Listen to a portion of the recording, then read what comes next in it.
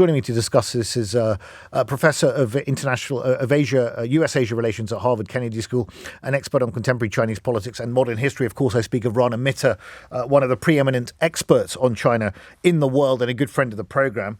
Rana, thank you for joining me. How surprised were you when you heard this news? Well, always good to speak to you and the audience. So first of all, I have to say I was surprised about the at least alleged Prince Andrew connection. I don't tend to move in these sort of royal circles, so I'm not really very privy to who gets to go in and out of palaces and so forth. But that element did surprise me.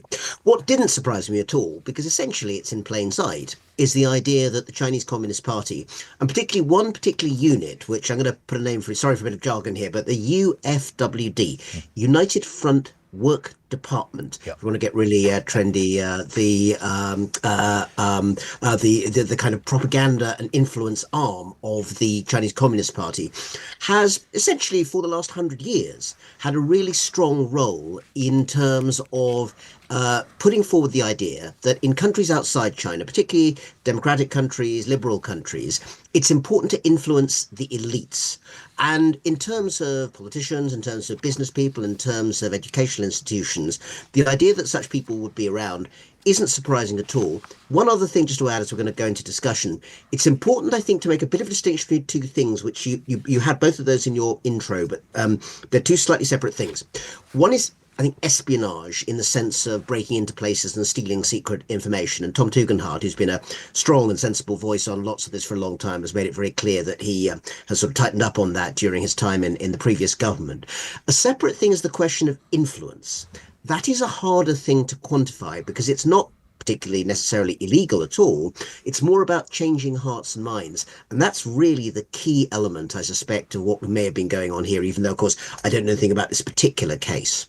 Well, it's very interesting you mentioned the distinction, and I think it's a very important one, between influence and espionage in particular, and that's how I framed my question to the audience. If it is indeed influence, and it's not the only particular case of this, we've also had just back in 2022 a warning from both MI5 and the FBI about potential influence peddling by people linked to the Chinese Communist Party in the influential circles of politics. Christine Lee, a Birmingham-based solicitor, was named by the security service as someone to watch out for. How concerned and how seriously should we be taking this influence peddling? I think the seriousness of it is that because as a society, the UK, all of us don't know that much in a broad sense about China. I mean, don't want to put you on the spot here, Ali, but to give you a quick test for a moment, I bet you could name your favorite Netflix series or two or three shows that they watch in America on a nightly basis. Kind of Jimmy Kimmel or Stephen Colbert. Can you name one hit Chinese TV series that hundreds of millions of people would watch every night? No, I cannot. Okay, so unfair test in a sense. Actually, there are lots of them out there on YouTube with English subtitles. I particularly recommend Kwang Biao, The Knockout, which is a kind of anti-corruption cop thing, a bit like Line of Duty, right. China's version of Line of Duty. My wider point is this. If you have a society which actually understands the wider spectrum of what's going on and what China wants to do, then it's easier to calibrate and understand where you have to be extremely wary and where actually normal interaction is probably just about fine. We're talking about Chinese students, for instance, in universities in the UK. I suspect the vast majority of such students are here to actually drink in the very kind of well-respected, open and liberal tendencies of British higher education, which are quite different from what you'll find in China at the moment. There's a lot of restrictions and most people really want to be there for those reasons. But there'll be a small number who are there either to try and sort of reverse engineer that kind of set of values, or possibly even try and pick up scientific information, which they have no right to. The trick and the question is how you differentiate those. And the first step is to know more about the society that you're dealing with. Is this in any way different from other states trying to seek to exert influence on, you could say, on behalf of their states, Hollywood being a good example? Oh, no, I think it is, Ali. I'll tell you from two sides. I think China's actually maybe unique, and I'll explain why. In terms of Hollywood, despite the fact that American politics goes here and goes there, and I'm based in the US for work myself, in the end, the US is always going to be a close cultural friend of the UK in broad ways, even though we're not the same country. Put on the other side of the spectrum, think about a country like North Korea or Iran, where there's huge cyber hacking going on each day. We're pretty sure of that on Western infrastructure. Now, the likelihood that there could be any kind of reasonable dialogue with the North Koreans until things change there, I think, is limited.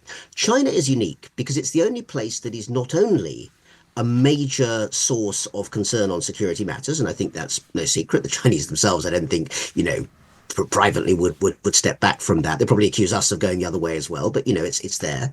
But also a major trading partner for the United Kingdom, particularly at a time when our economy is not where it needs to be. So that difficult combination of realistically talking about China as a global reality in trade, but also realistically knowing that it has a whole variety of security aims that are not compatible with a liberal society, that's the really tricky mix. But it is very worrying, is it not, that if an alleged Chinese spy was a close confidant, to use the term that's being touted around in the papers, of a member of the royal family, even though he's been, let's just say, cut loose by the king here, he's still a member of the royal family. That surely is worrying, isn't it? I think in a broader sense, it's really important that everyone in public life, royals, politicians, business people, educators, know what they're dealing with. Could I give you perhaps an analogy that's a little bit stretched, but not too much? I'm sure that you will not go far back enough to remember personally 1936, Ali, but that was the year, of course, of the abdication of King Edward VIII.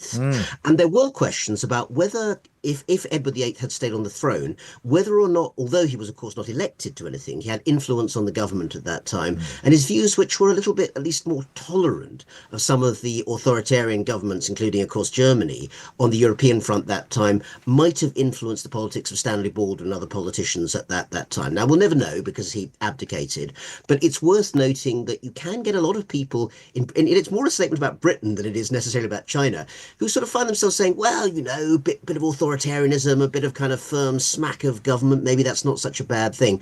And I think having that wider understanding of why our own liberal values actually, I think, should be stood up for is a very good sort of inoculation against that. So you could have an equal, open and frank dialogue with China, fully informed on both sides. Now, the Intelligence and Security Committee, Rana, wrote a report back in 2023, but essentially slamming Britain's approach to China around the key issues that it was short-termist and inconsistent. Every government comes in and has a different approach to China. Started with Blair cozying up, then Cameron with the golden years and all the rest of it. And now we're in a situation where I thought that this government would be a bit tougher, but now we hear that Starmer wants to have a strong UK-China relationship at the Rio meeting at the G20. I mean, what should the UK government's approach be to China? I think the word consistent, which is in what you just said, Ali, is really important there as well. And I think it's fair to say that the Chinese themselves, and I've talked to think tankers in Beijing to ask how they regard the UK at the moment, we use exactly the same critique, actually, weirdly enough, as the parliamentary report. And they said that, we're not actually sure what you guys want. Do you want to be in the EU? Do you want to be out of the EU? Do you want to be close to us and do trade? Do you want to be with the Americans, particularly with the tariffs coming almost certainly under President Trump? That'll be another area where they're going to say, well, look, on climate change, EVs and green energy transition, are you going to go the way of China, which, of course, now controls 90% of global production of solar panels? And I want to say 75% of wind turbines. Or are you going to go to quote the man, drill, baby, drill? These are different pathways. On all of these, so going back to your question of what it is the UK government's trying to do, I think that that particular issue I've just identified, which is the question of green energy transition and electric vehicles, is going to be the single one that really forces policy decisions in one direction or another, because I suspect the Trump administration is going to get its allies to go one way or another. So that's going to be a tricky question, and it relates to China, but it's not just about China, of course. Fascinating. Thank you, as ever, for excellent analysis. That was Rana Mitter, Professor of US-Asia Relations at Harvard Kennedy School, an expert on contemporary Chinese politics and its modern history. Very interesting, as ever, to speak to him.